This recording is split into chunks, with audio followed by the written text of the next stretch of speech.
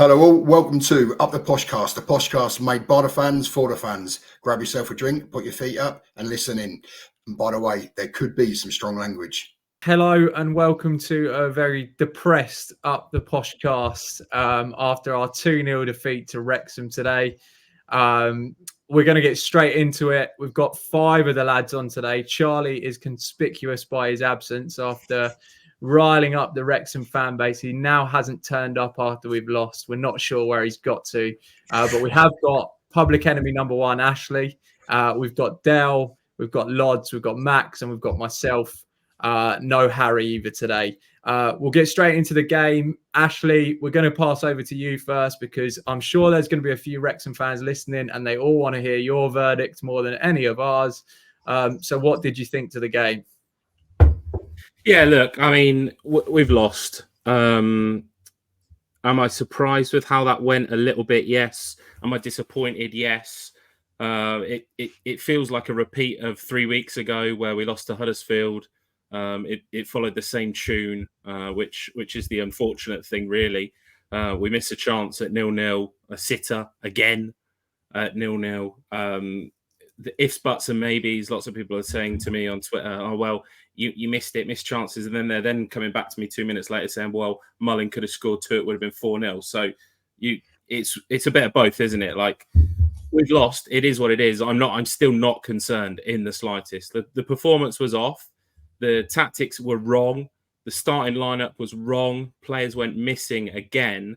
But overall, I still think we're only 4 league games into the season. I don't think that there's anything to be concerned by. Max, do you have any concerns? I think one of my biggest concerns is when we go 1-0 down, or when we start losing and we get to the 65th, 70th minute, and the substitutes are being readied, and they come on in mind-bogglingly stupid places. I mean, the Wrexham fans are raving about their winger, and we put Kean Hayes, who is a left winger by trade, at right wing back to defend him. I don't understand it. Manny Fernandez at the end of the game, wasn't even playing centre back. He was playing up top, and I didn't even know where Ricky J. Jones was. It looked like everybody had just lost the plot, and that was a bit of a trend last season as well. Is when we're winning, we're great. The substitutions are usually spot on. The system doesn't change. We keep grinding, we keep working, we score more goals, and it's great. But then all of a sudden, when we lose, the substitutes seem to come on in creative positions that just don't work, and I think that's a bit of a scary thing going forward. In terms of the play, no, there's no concerns from me. Again, I've said this team is the whole core apart from the midfield is practically new, especially that back line. We still don't really know our best pairings. With Katongo coming back, which I'm sure we'll discuss later, it's going to be great.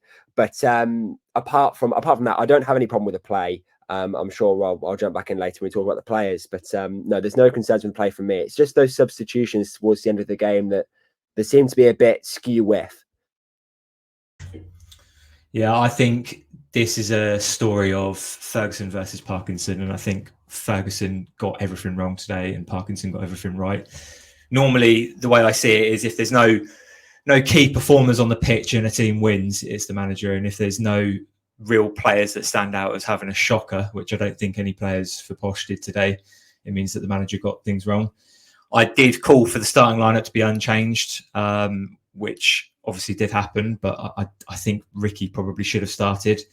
I don't know how often Wrexham play over high line, but they played over high line and we suffered because of it.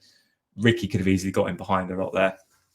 And then, yeah, for what it's worth, we did dominate for the first half an hour, like Ashley said, but Max is quite right. We went to a plan B in the second half and it just looked completely lacklustre. We went to the back 3 like we did so often last season. I don't actually remember a time last season where we did that and changed the game. Normally when we go to a back 3, that's just us giving up. And last season, we actually had the benefit of bringing on Johnson Clark Harris, which could give us a different dimension at the top of the pitch. But we didn't have that either. So where we were lumping balls into the box, we were relying on Manny Fernandez being the one on the end of it. They had a free kick at one point towards the end. Poku and Ricky J. Jones were defending the cross in the box, and Manny Fernandez was the last man up front. I don't know why we thought we were ever going to be able to get a couple of goals back playing that way. We had Otto managed to play right wing back, I believe, with Poku on the right wing. It just looked completely ineffective. I thought Otto was really good in the first half on the left wing, so I was surprised that Fergie changed it over. And then, yeah, like Max alluded to there, Cian Hayes comes on. Normally he's a right winger, and he's playing left wing back against a player who was unbelievably quick for Wrexham. And they could have easily have made it 4-0, I think, towards the end of the game. I think it's very easy on days like today to blame Fergie to an extent, but I also think we're in danger of becoming a bit of a transition team in the sense that we're very good when there's space in behind defences, and that's why we've been good away, where teams have had a bit more impetus to come at us. But when teams sort of bank up like Wrexham did today, we really struggle to break them down, and we did against Huddersfield too. And I don't want us to become so one-dimensional, and I think that's probably why Fergie was trying to change things, because we just didn't look a threat, and we haven't for 180 minutes of home games now against two teams that stylistically had some definite similarities, I thought. So it is easy to blame Fergie, and I do think he needs to move away from this. I'll just chuck all my attackers on the pitch, change the system, and that will make us more attacking, because it actually makes us look worse, I think, than when we're in that structured system that we play. So I do think he needs to move away from that, but I do have some sympathy, because I don't think there was enough sort of individuals stepping up and just carrying the mantle to Wrexham. At times last season, you had someone like Mason Clark who got accused of being selfish, but one thing that he always did was show for the ball, and he was always available and always a goal threat, and we really lack in that at the minute, particularly at home. And I think there was some particular weak points, and I know you want to speak about Dell. I know you want to speak about Randall, Dell. So if you want to come in and talk about Joel Randall's performance today, do so now.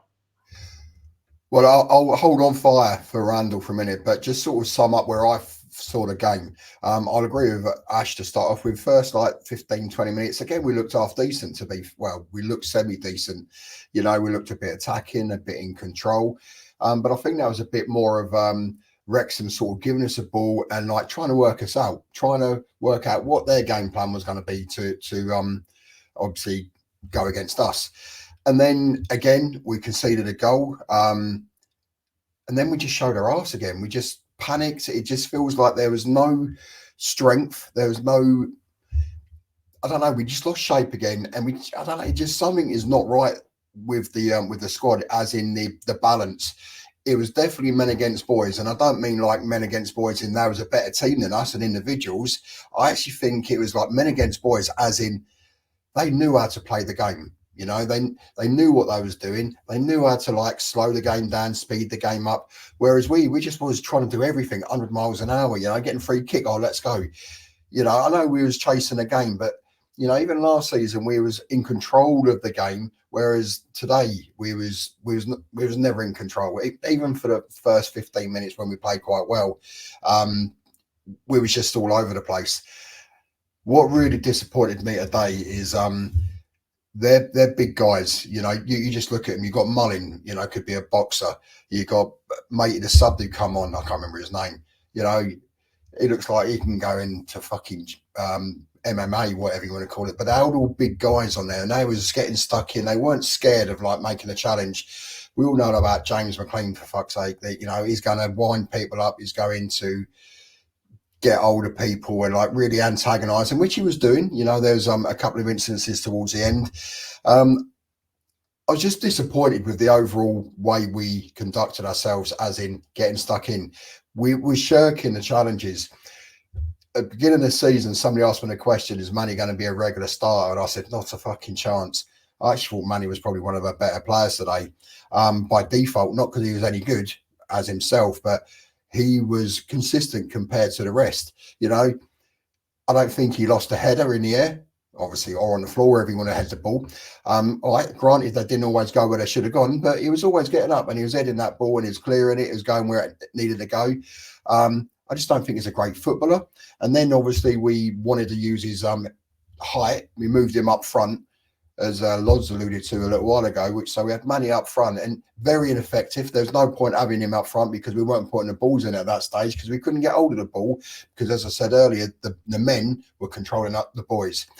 So fair play to Manny. I think I'll give him he was one of my highest marks players. And then my biggest criticism is Randall. I know people saying, "Oh, you only, picking on him because of this, because of that." No, I'm picking on Randall because he was fucking pony. I'm in football. You have to get stuck in. You're going to get hurt. You're going to make a challenge, and you will get hurt. He was so weak, and Fergie sussed it up the other week with his little comment. Get the fucking ball, you soft cunt. It's so true. So true. It was like so many times. It's like, he didn't want to get his fucking hair out of place, or if you are listening, Randall, I don't know if you are, or anybody who goes back to him, grow some fucking bollocks, get stuck in, and you'd be a lot better player. You have got the skill from here and there. You can pass, you can do this, but when it's a battle in the middle, you got to get stuck in. You can't be a fucking pansy like you are. I suggest you go and make fucking picture pressing. What do you call it? Flower pressing or something, because that's what you are, a pansy. Grow up, fucking be a bit tougher. You do that and you'll do well, because you do have the ability, you do have the talent, but, games like today just don't suit you. Now, you could sort of say, well, fair enough, that's Fergie's fault for picking him in the first place. Maybe so. But then kudos to Fergie because he did take him off at half time. I think everybody who watched that game would have took Randall off. True. Anybody disagree with me? Just put around that if you disagree. No. But there are games where it suits him, where he has got the space. When you're playing a big physical team like Wrexham or Huddersfield the other week, it's not the sort of time for Randall. You've got a squad of players. Pick the right fucking players for the game, not the players that done well after the last one. I actually thought, moving on slightly, there's a noticeable change when Con Clark come on. He wasn't particularly great, but he won them tackles. He was getting stuck in. He was doing what Randall should have been doing in the first half, and then so it was what it was. What do you reckon, Ash? Yeah, I'm not going to say that that's harsh because it's true to an extent, isn't it? But I think that what we saw in the second half when Con Clark came on was that little bit of dog, that little bit of fight where he's not afraid to put his foot in, is he, and get hurt a little bit. I think that in an attacking sense, in terms of picking the ball up, Randall was good. It wasn't fantastic, and it maybe wasn't quite what we needed today. But like you say, there's times where he's just got to stick a foot in or just watch a man coming from over his shoulder. It's frustrating, but I think that we know that is what Randall is, in that when he shines is that he is very good. But unfortunately, in games like today, in games like Huddersfield, when it doesn't go his way and he sort of has Dobson, and I think it was Elliot Lee, they're two very good midfielders, aren't they? And they were all over him like a rash. He didn't get a chance to sort of play his game out. There was on one sort of exchange I remember between him and Poku where it felt like he couldn't really wait to get rid of the ball any quicker. But overall, I still don't think that Con Clark is the answer to the Randall position. But equally, I'm not sure what the answer is at the moment. So on Randall, because Randall's a really interesting one, and both of your points there are really, I'm going to echo them completely. If Randall was bigger and more dominant, and he was able to be a bit more physical, as Dale was saying, we have a serious player on our hands. However, I think with Randall we already do, and I think it's about how we unlock Randall's ability that we're failing on. I don't think it's necessarily Randall himself, so to speak. Obviously, his defensive work needs work, and but it's more the fact that where do you go from here systematically if Randall's not going to help you win those midfield battles? If Randall's not going to come back, he's not going to compete with the big players, because I think going forward, he's so crucial to a lot of what we do. And when Chris Clark came off, I really missed the way, you know, Randall brings it down. He plays the pass. The first touch is so good. His close control is so good. We already know that. So when he came off, I almost missed that. Where, you know, Clark came off and the passes were misplaced. And that's because obviously he's a fresh body and he's adjusting to this league. But where do you go? And Del, I'll ask you, because I think it's important, especially you're so critical about his defensive work. Where do you go from here systematically to either A, unlock Randall's ability to create while maintaining a defensive capability, whether that's bringing another defensive player in, whether that's making sure one of the wingers drops back, or do you change the system completely and take Randall out entirely? You know, I think I've already just sort of said a little bit, is that there's certain games that certain players fit, and today was not the game that Randall should have started, because we knew he was going to get bullied. We knew that you know, he wasn't going to win a tackle. So you're already sort of like a man down. It reminds me very much of Maddison back in the day.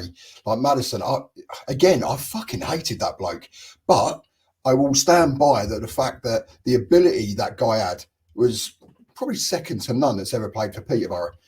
Potentially, he was so good. You know, his free kicks, sorry, not his free kicks, his ability to, you know, pick out a pass and his crossing was fantastic.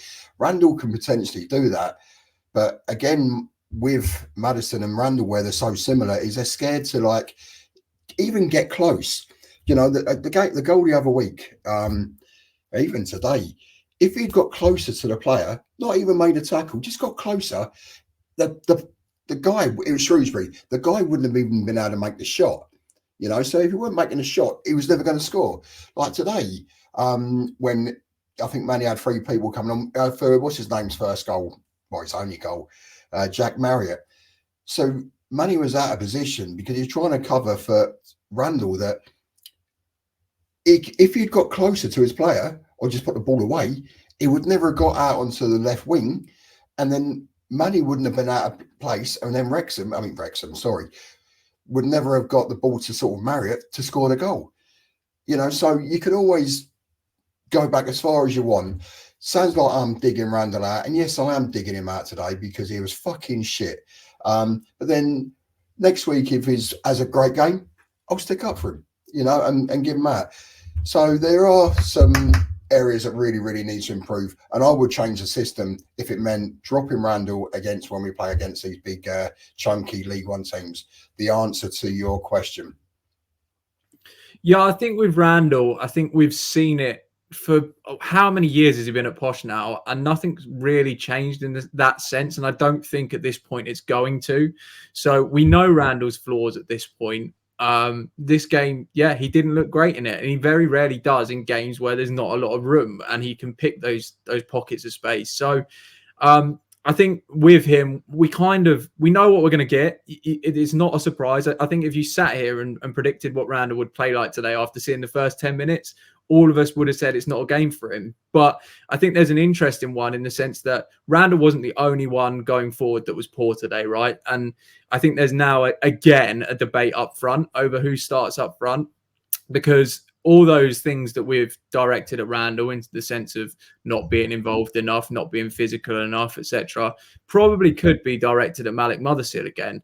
And I know that might sound a bit harsh because he scored against Exeter, and there were occasions where his link play was good, but I'm still concerned that he's not being involved enough when he starts games. He's a tidy footballer, but is he that good a finisher? Is he that much of an upgrade on Ricky at finishing? I still think there's question marks over that.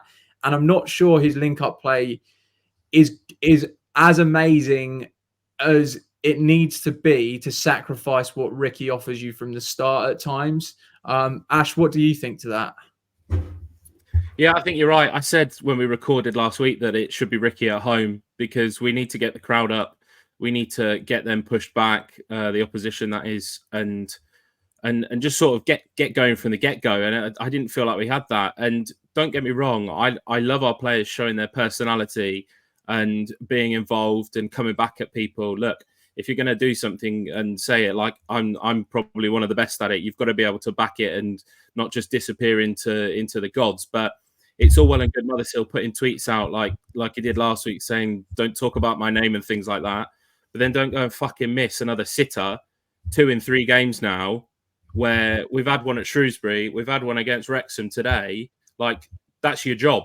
Like, it's scuff shots against Exeter, fantastic, you've scored. I'm delighted for you, and I don't want you to not be that person where you're coming out and you're reacting. If people are giving you shit, go for them. Absolutely love it. But then don't do the fucking basics wrong like that and put the ball wide. Like, the game's wide open at 0-0. We score. I think we then go and score another 2 or 3. Ricky came on, and within sort of 30 seconds, we'd won a corner from him just sort of running at their defenders. I don't think that we ever really stretched them, and ultimately, as everybody says to me, we've had no shots on target at home. Like, that's shocking. Like, whether that be from Poku, Oddo, Randall, Con Clark, Mothersill, Ricky, even the defenders coming up for set pieces. No shots on target for 90 minutes on football is just completely unacceptable in my eyes. And something needs to change.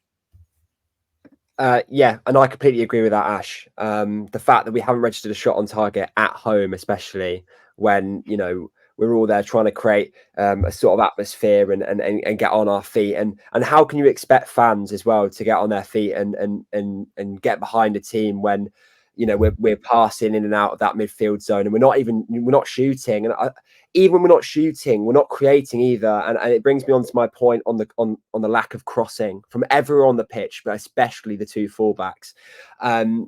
You know, there was opportunities today where both fullbacks had made overlapping runs. Sparks especially had made a few really good overlapping runs today. And Oddo almost just doesn't see him. He just lets him run past him and takes it back and then gets the crossing, of course. But, you know, we could easily get a low-driven crossing, especially when, you know, Mothersill's lurking. You've got Randall and Poku in the area in the box. You know, it's crazy how we're not crossing these balls into the box. The fullbacks, when they aren't making overlapping runs, especially, they get into areas on the edge of the box and they just pass it around. Like Jack Sparks got into an area where he could have easily crossed it to the back post, and instead he took a shot and it went up into the GH display stand. It's silly. I know we're not up front anyway. We might not be the most physical sort of tall, big presence sort of side, but getting those crosses in, you know, it takes one poor clearance to have a really good chance. And I feel like we're lacking that crossing, that you know, just create a chance, just get it in there. If there's nothing on, just get it in there and see what happens. So I kind of disagree with you there, Max, in a sense, because Wrexham had 3 massive centre halves today. So if we're going to cross, it has to be productive. And Sparks did put in one really good ball in the first half where nobody was on the end of it. And then I think it was Sparks again where Cipriano headed over in the second half. I just don't think crossing was ever going to be that productive a method of scoring against a team like Wrexham. What I do agree with you on, though, is both Curtis and Sparks are not getting forward and are not overlapping enough to release the wingers. I think both Oddo and Poku would benefit from somebody going on the outside. I mean, you remember Kioso last season? I know we're talking about Kioso again, but he was so good at driving forward, which would bring the space for Poku and make Poku more effective. And I think that's part of the things that we're lacking. But we are a team that, and I flagged this in pre-season, that's lost 60 goals in the summer. Now, we're 4 games into the season. We've scored 6 goals. We haven't been great at home, but I think there has to be, I don't want to sound too pessimistic here, because I think there has to be some time given to this team to bed in a little bit, because we did lose so many goals from this side. So I think that, you know, there's room to be concerned because we're not looking much of a threat. But is it actually that much of a surprise? That's the only thing I would say. No, and I agree with you there, John, to be fair. I agree with you that we're not, you know, this team has to gel. I'm the biggest sort of advocate for that I'm more than happy to wait for the team to gel and give it that time. on the crossing, I completely disagree with what you said. Look, I know that they're a big side, a big presence, and getting the ball into the box isn't going to be a problem. I completely get that, but the resort of not crossing it when we get into those areas for this team is what I was getting at. Is then they don't play it out to the wingers, or they don't try and pick a pass out and play it through the middle. They turn around, it's straight back to Manny Fernandez, straight back to Jed Steer, and recycle the possession. So I would much rather put a cross into the box and risk someone having a dodgy clearance and giving a chance than spinning around and sending it all the way back to Jed Steer to recycle the possession when we're losing a game and we're just trying to throw everything at it to get a goal back. I think it's silly that we're not even trying it. Yes, they're a big side and they're a big presence, but you've got to try it sometimes. And we didn't do it enough today, I don't think. And it's been a problem since the start of the season for me. I think we're all in agreement that the problems today come from our attacking side of the pitch and not our defensive side of the pitch. Not scoring at home is just embarrassing for us. That's not what we're about at all. But I did want to bring up the second goal, the one we conceded from the corner. As soon as we lined up for that corner, I actually sat down in my seat and I stood next to Charlie and I said to Charlie, we're conceding here, because I knew. And I've got the screenshot in front of me now of how we've set up. And to be honest, it's really confused me. So we've not got a defender on either post, which is fine. We've got two players in front of the near post, presumably closing down any sort of near post crosses that come in. Motherseal and Poku. There's two Posh defenders in the 6-yard box and 3 Wrexham attackers in the 6-yard box. So Jed Steer is man marking someone in the 6-yard box. That player that Jed Steer is man marking was the one that stepped backwards to block the run, which gave someone a free header. And it did end up being Sam Curtis that had to deal with 2 Wrexham attackers. I know I had a little dig at Fergie earlier, and I'm sure Fergie's probably not the expert at set pieces on the training ground. I'm sure we pay someone to do that. But that is a really, really, really poor way to set up from a corner.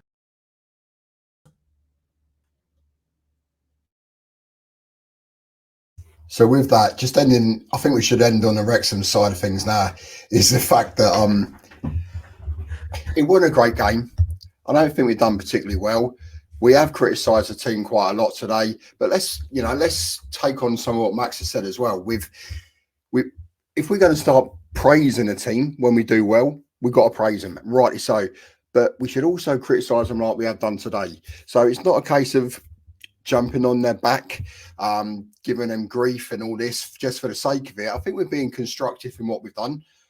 Maybe I've gone a little bit over the top, but I've still been constructive. But it is what it is. We didn't play well. Individuals didn't play well. There's room for improvement. I think we've got to change the system from time to time. And I think we also need to take all the shit and any feedback that we get from the Wrexham fans. Because obviously on the podcast, I believe a couple of our guys have been on to different podcasts for the Wrexham, 2 or 3 different podcasts I think we've been on. I think you've been on to 2, Ash, and I think Charlie was going to go on to 1. And, we had our opinions and we had our views, and some of them was a bit tongue-in-cheek and some of them we genuinely believed. But then, obviously, we lost today and we have had it, well, we've had loads of feedback, loads of tweets to us, loads of shit given to us. And you know what? We're going to take it because on this, we're all men. Charlie's not here, so I can say that honestly. We're all men. We can take it. So it wasn't a great game. We didn't do particularly well, but next Tuesday could be good. But we'll talk about Gillingham in a little while. So Wrexham fans, carry on, keep giving it to us because that's what we're here. We'll take it. We'll give it. We'll take it. What do you reckon, Ash? Yeah, look, I mean, I will stand by what I said in our pre-game, and that was obviously clipped up and made very much a viral tweet, which has meant my DMs. But I just wanted to sort of mention, obviously, Fearless in Devotion. They have reached out to me this evening and just dropped a little message saying that obviously they didn't expect this much heat to come from the clip.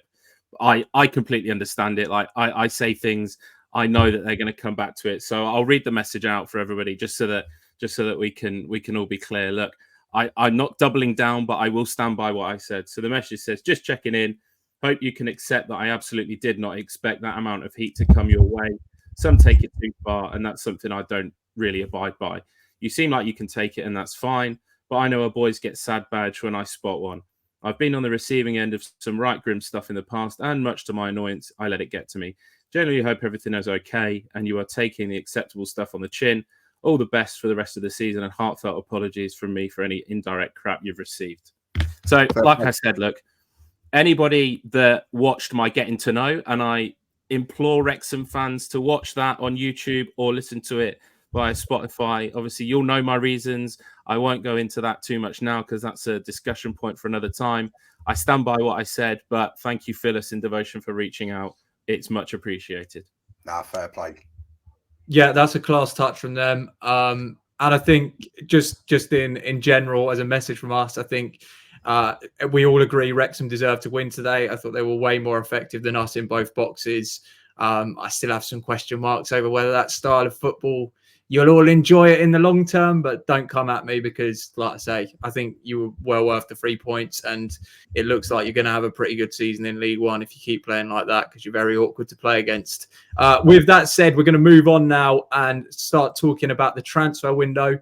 Posh had a busy deadline day in the end. A bit of a surprise. Dara seemed to be playing it down all day on Twitter, as sometimes Dara can do. And then Posh ended up signing Bradley, and you're going to have to forgive me if I butcher the pronunciation of his surname, Bradley Ivonian. Anyone want to come in on that? The bigger one, I would think, for all of us is Jadel Katongo. Personally, delighted with the Katongo buy, I think, or loan. I think he's going to be a really, really big player for us this season at centre half. Very, very excited to see him play his actual position. Max, what did you make of it? Yeah, I was a huge fan of deadline day and our replacement as a whole. I think our replacement as a whole has been good with the options and the money that we've had and the options that have been available to us. So I applaud McAntony and Barry Fry for that. That's really some really good recruitment that I'm a massive fan of. Deadline day as a whole.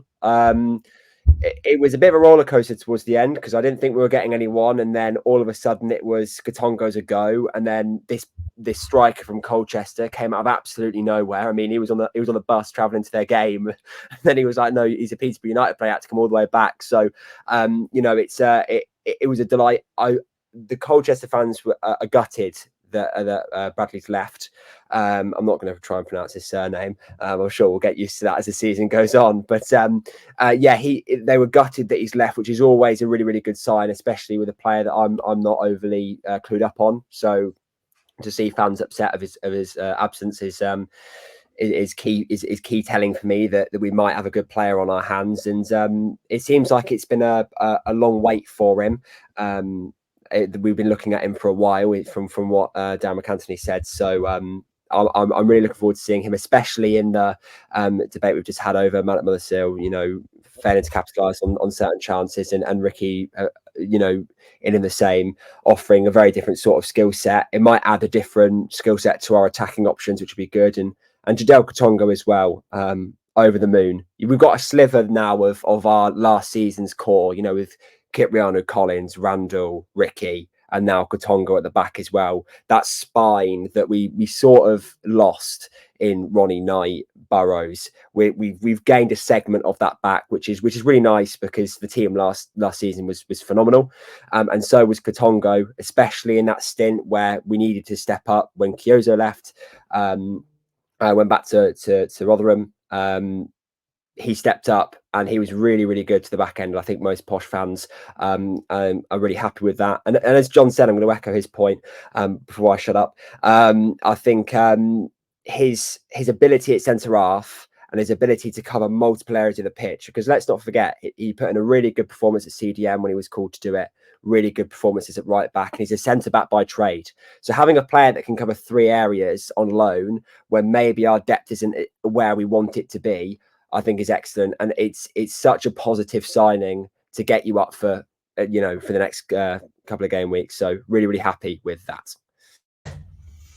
Regarding Bradley, I wonder if, because our next league game isn't for a couple of weeks now because of the international break, I wonder if Fergie will drop Mothersill after his performance today and put Bradley straight in and if he starts performing straight away, he could well cement his place quite quickly. Regarding Katongo, it's a bit of a strange one. I think we kind of knew we were going to sign a centre back, but I don't think Manny's played too badly, and he's now going to be fourth choice. As I understand, he's probably going to be playing behind Nevitt, especially with Nevitt being the only left-sided centre back that we have. And there was points last season where I considered him the third choice centre back because he was getting in ahead of Critchlow for a lot of that second half of the season, and obviously Katongo was being used at right back. I wonder how Manny feels about us signing Katongo. I assume that we'd be playing him at left centre back with Wallen right centre back. But yeah, I wonder if how Manny would feel knowing that he's probably now going to get little to no game time after such a strong start to the season. Yeah, that's a fair point. That's assuming he is going to be playing centre back, because at the moment, I don't think I'm sounding so hypocritical, but I don't think Manny's done enough wrong to warrant being dropped, to be fair. I know that's hard for me to say, but I'm saying that exactly how I see it. So potentially he's going to be playing right back, because Curtis didn't have a great game today, I don't think. Although he was man of the match last week, it wasn't particularly great. So will Katongo go back into right back? I'm not even going to say who this new striker is who we've got. Did you say Brad? I could barely say, I don't know. I can hardly say Archie Collins, let alone this new guy's name. That's more on me than anybody else. So overall, from a transfer point of view and transfer deadline day, I think my best signing for me is Katongo, because he is that versatile player that can play the centre back, can play the right back, can play the centre midfield. Potentially, could he play the centre midfield role when we're up against the the likes of today instead of Randall? Who knows? I'm not the manager, but we've got a good core, we've got a good core. They just need to toughen up a little bit, be a little bit stronger. And just going back to what Max was saying about McCanty, is that he didn't think anything was going to happen. Come on, this is McCanty's bag. He lives for deadline day. No, nothing's happening. One day you lot will, not you lot on here, but the youngsters will understand that. Don't believe a fucking word he says, because he was never not going to make a signing on deadline day yesterday.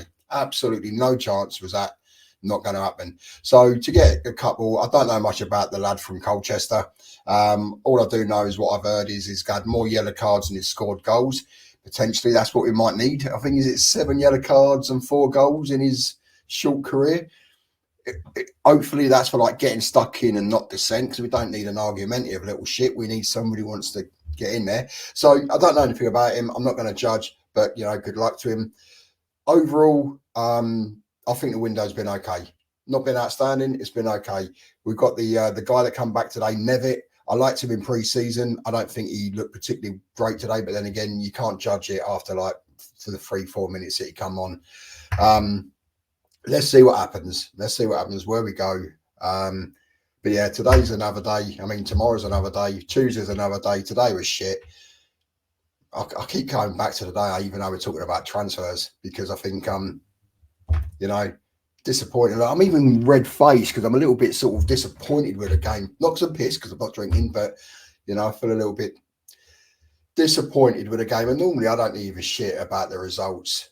If we win, lose, draw, whatever, but it's when you don't play very well, it upsets me. And hopefully all these players now coming in, we've got a bigger squad, we can get the right squad playing in the right games. So there we go.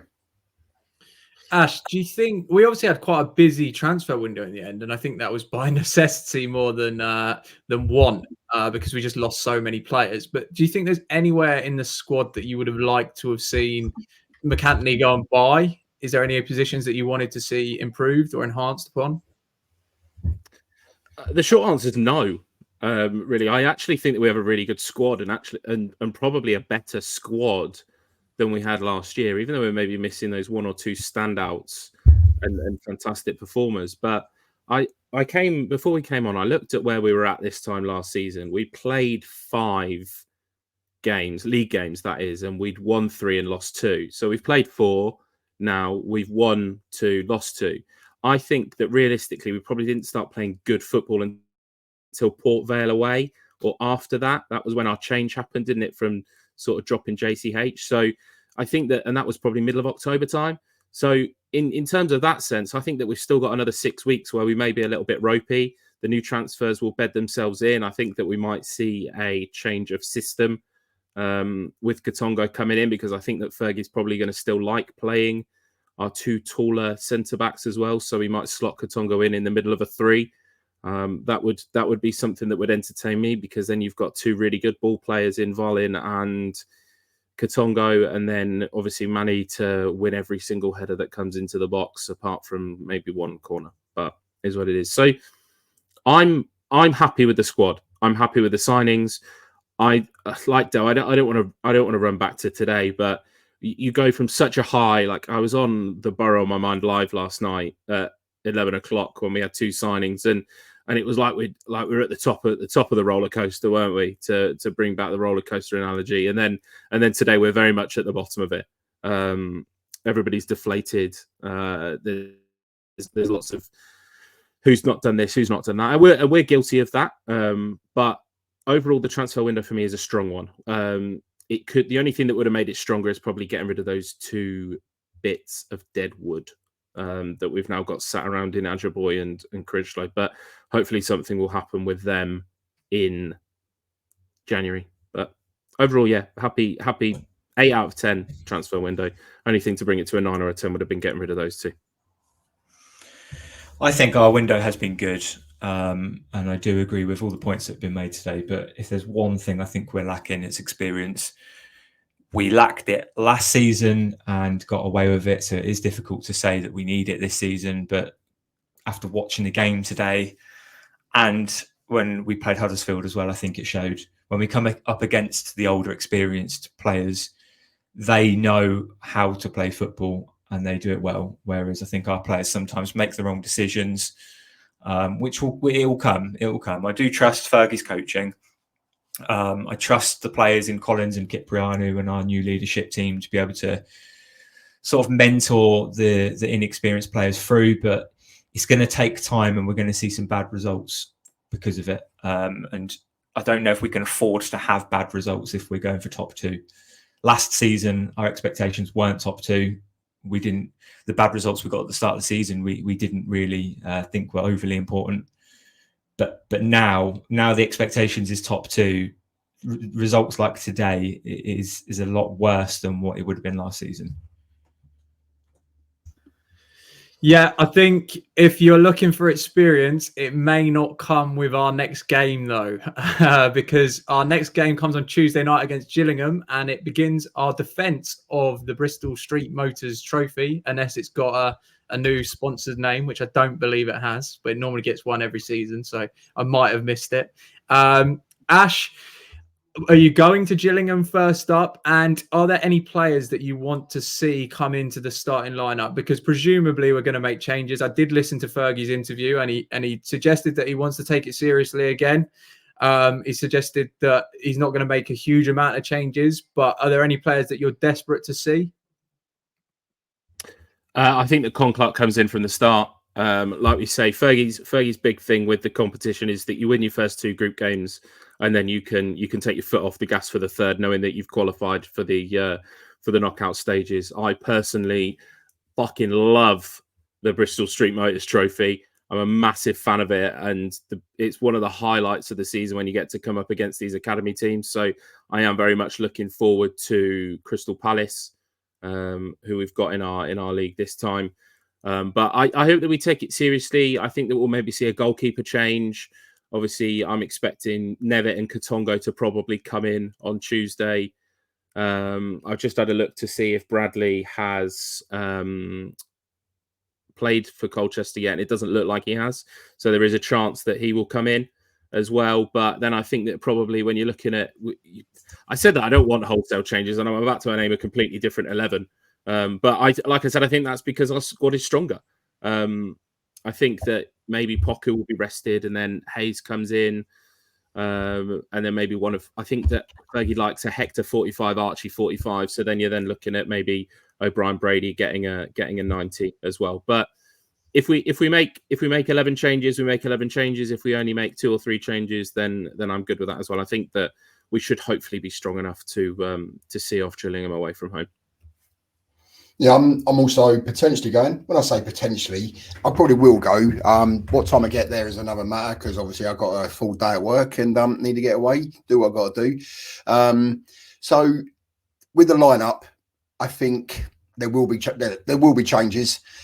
We proved it last season. There will be changes, but I'd like to think we still will take it seriously. Like, I don't think we really necessarily took it seriously at the start of last season, but it sort of moved more serious the further we went. We know full well we can win it. We know what's up in front of us. Excuse me. And let's go for it again. Let's be the first team to win it back to back. I think nobody else has done that, have they? No? Okay. So let's try and do that. There should be what's his name? Nevitt, I think, should be playing at centre back, get him back, see how he's going, give Katongo a run out, Brain Brady, whatever his name is. I can't say it. I've never been able to say it. Even if it's written down in front of me, I'll still get it wrong. And potentially this lad from Colchester, give him a shot up front, see what he's like. But one thing I would like to see is, it ain't going to happen, I think somebody mentioned it tonight, is play 2 up top. I'm old school, and I'd happily go 4-4-2. All right, I know it's not the fashionable thing for all these up and coming managers and people who play PlayStation, but 4-4-2, so basic. Get your 2 wingers out there, get Malik Mothersill and Ricky J. Jones up front together, or 2 of the 3 with a new guy from Colchester. See what happens. We got to lose absolutely nothing. So I'm looking forward to it. I hope we take it semi-seriously, and I hope we get a result. I hope we don't go to penalties. I want to get back over that bridge and get home. If anybody is going, you're going over the Dartford crossing, make sure you pay for your toll, because you'd only be getting a 50 quid fine. Okay. Regarding taking it seriously, obviously, I think we should try and win, because you can't go into any game and say, I hope we don't win.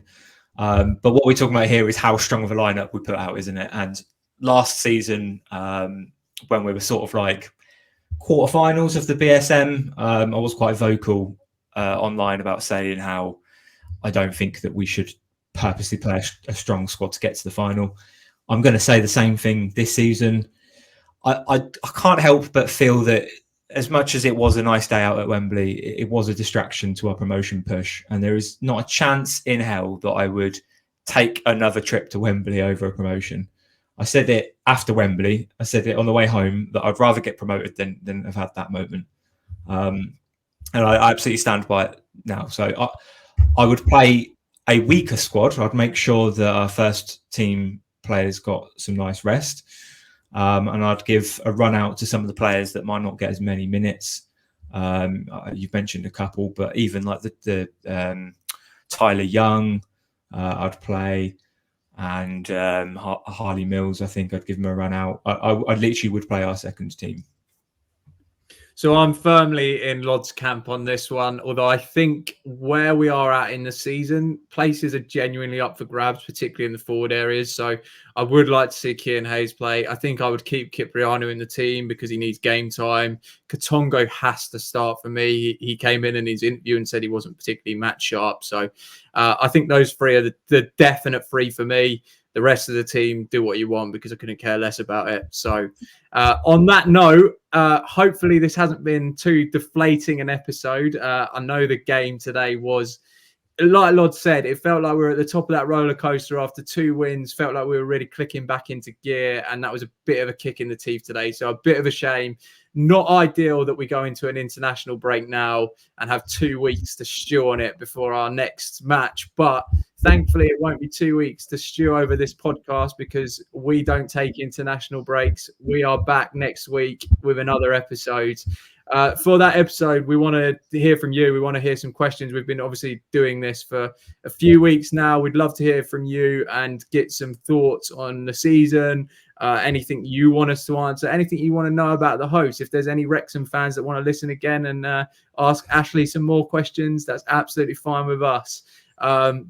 So yeah, get your questions in. It's Up The Poshcast on Twitter, Instagram, put them in the YouTube comments, or all our Twitter names, if you go on YouTube, are under our names on this. So you can add us personally if that's what you'd rather do. And with that said, we will wrap up. Thanks everyone for listening, and we will be back again next week. Up the Posh. Up the Posh. The Poshcast. Up the Posh. Thank you all for listening. Don't forget to follow us on Twitter at Up The Poshcast. Let us know your feedback. Give us any ideas for topics you would like to discuss or any questions you'd like us to answer. Up The Poshcast. Up the Posh. Up the Posh. Fucking hell. That was so much better without fucking Harry.